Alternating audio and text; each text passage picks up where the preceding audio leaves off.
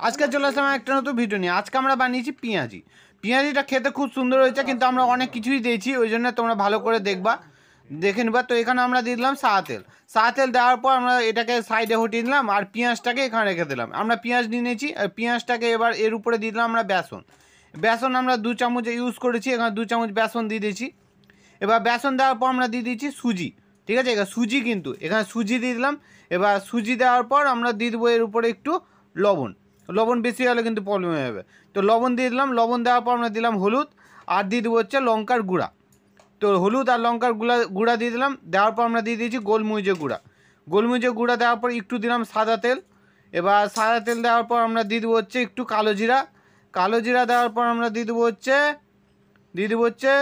এখানে হচ্ছে জোয়ান। ঠিক আছে, আমরা জোয়ান দিলাম, কিন্তু যাতে মানে গ্যাস ট্যাস হবে না। এবার জোয়ান দিয়ে ভালো করে এটাকে মাখিয়ে নিলাম। মাখানোর মাথায় একটু চিনিও দিয়ে দিলাম। এবার চিনি দিয়ে একবারে ভালো করে জল দিয়ে ভালো করে মাখিয়ে নেবো। তো এখানে দেখতে পাচ্ছি আমাদের অনেকটা মাখা হয়ে গেছে। তো মাখানো হয়ে যাওয়ার পর এখানে আমরা কড়াই নিয়ে নিয়েছি। কড়াইয়ের উপর সাদা তেল দেওয়া আছে। সাদা তেল এবার গরম হচ্ছে। গরম হতে হতে এখানে আমাদের মাখা হয়ে গেছে। মাখা হওয়ার পর আমরা একটা টেস্ট করছি যে আমাদের ঠিক আছে কিনা, গরম হয়েছে কিনা। তো হয়ে যাওয়ার পর এখানে দেখতে পাচ্ছি আমরা এইভাবে নিয়ে, এভাবে হাত দিয়ে নিয়ে, ঠিক আছে, এভাবে ছেড়ে দেবো হালকা করে। এবার ছেড়ে আমরা সবটি এখানে ছেড়ে দেবো। এবার ছেড়ে এখানে পটপট করে গরমের তাপে ফুটতে শুরু করে দেবে।